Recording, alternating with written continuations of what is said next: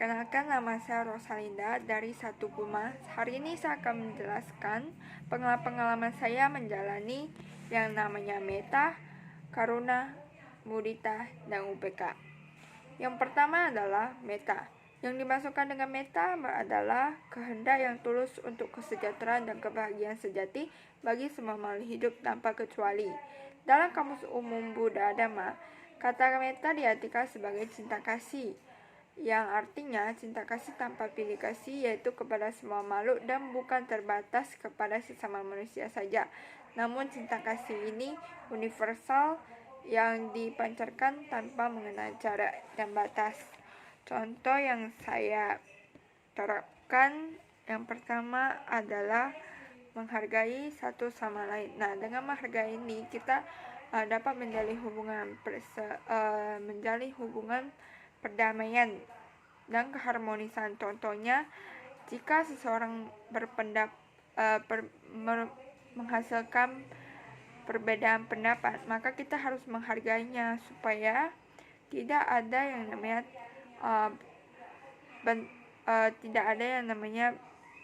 debat. Yang kedua adalah menjalin hubungan keharmonisan. Contohnya, jika orang berbuat salah kepada kita, kita harus belajar untuk memaafinya agar bisa menjalin keharmonisannya. Nah, yang kedua adalah karuna. Karuna diartikan sebagai apa yang membuat hati seseorang yang baik bergetar ketika melihat pihak lain terkena penderitaan. Dalam arti bahwa sasaran karuna merupakan khusus makhluk yang menderita, tidak beruntung atau tidak berdaya. Orang yang tergerak menolong berdasarkan sifat karuna tidaklah mementingkan diri sendiri, tapi mereka memiliki hati yang sangat lembut. Mereka ini tidak hanya hidup untuk diri sendirinya, tetapi juga untuk pihak lain, selalu berusaha keras mencari cara menolong pihak yang membutuhkan tanpa mengharapkan balasan dalam wujud apapun, bahkan ucapan terima kasih. Nah, contoh yang pengalaman yang saya terapkan ini, yang pertama adalah membantu orang sakit. Jadi ini adalah pengalaman yang sudah beberapa tahun yang lalu saya mengikuti organisasi CICI yang khususnya membantu orang-orang kesusahan. Nah, jadi pada saat itu saya pergi berjenguk seorang anak kecil yang sudah berusia 7 tahun tapi badannya kurus sampai terlihat tulangnya dan otaknya membesar. Nah, jadi kami membantu anak tersebut dengan menyumbang, dengan memberikan seperti pampers, barang-barang yang dia butuhkan, susu, kemudian juga kita memberi uang untuk pengobatan. Yang kedua adalah menyumbang untuk orang yang membutuhkan. Contohnya yang biasanya di jalan lalu lintas ada orang yang mengambil satu kardus untuk menyumbang buat bencana-bencana. Nah, kemudian yang selanjutnya adalah mudita. Jadi mudita ini adalah sifat simpati, turut bergembira atas kegembiraan pihak lain. Perasaan simpati ini juga memiliki sasaran, yaitu khusus kepada semua makhluk yang beruntung.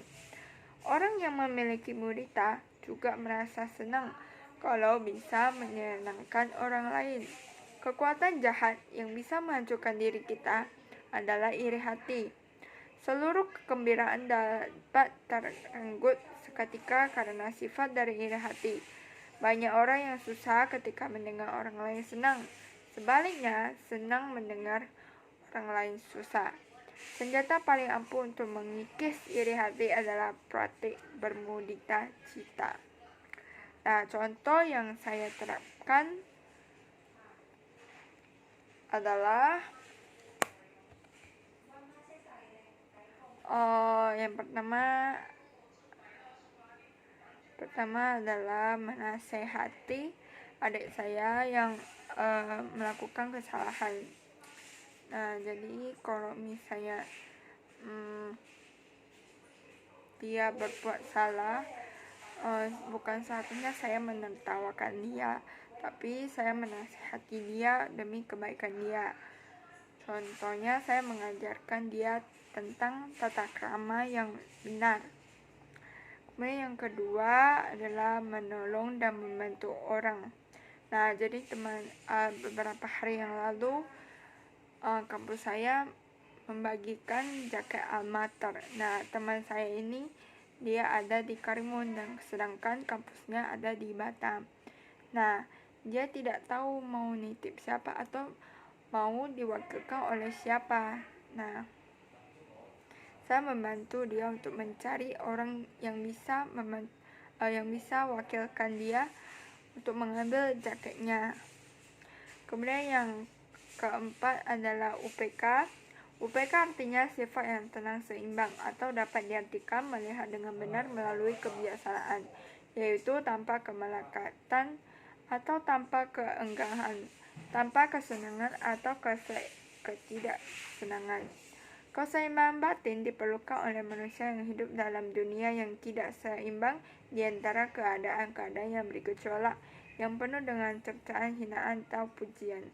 Orang pada umumnya bingung pada saat terkena keadaan yang menyenangkan ataupun tidak menyenangkan. Namun seseorang bergembira ketika mendapat pujian dan seseorang akan tertekan ketika mendapat pujian dan celaan.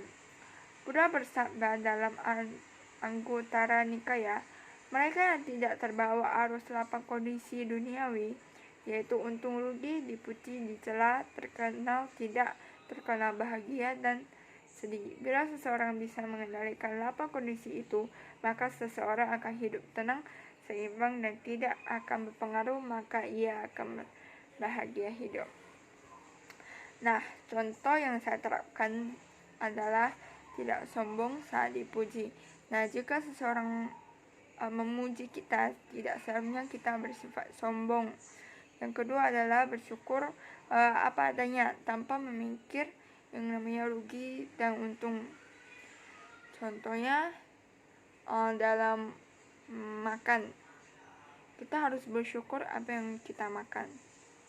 Tidak boleh berpikir, oh ini rugi kalau kita makan, oh ini untung kalau kita makan.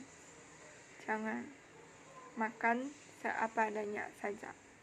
Sekian dari penjelasan saya tentang pengalaman saya. Saya ucapkan terima kasih.